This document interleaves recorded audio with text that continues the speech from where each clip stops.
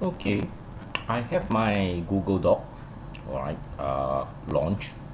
Okay, and for this particular session, we are just going to go into the tools and look at the citation for your project purposes or your book, report, and so forth. Okay, the first thing, is definitely the type of citation that you want to use. Okay, so since we are using the APA, then I will just choose the APA itself. Then you will add the citation source, which is quite a lot, basically.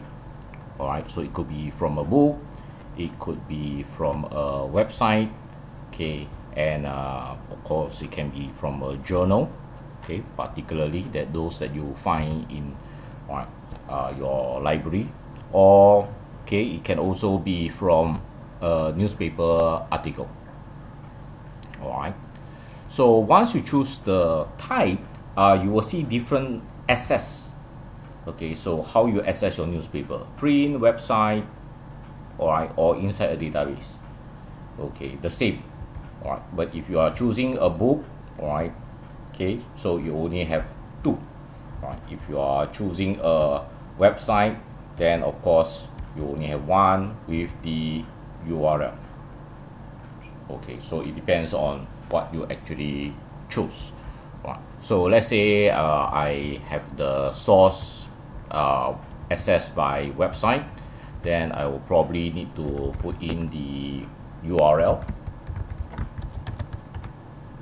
Okay, and I can cite manually, but usually I prefer to search.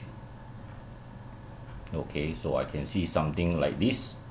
Alright, of course I can continue, or I can still cite manually.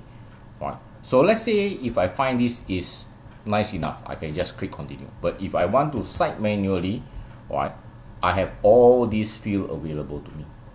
See, title, website, URL, etc.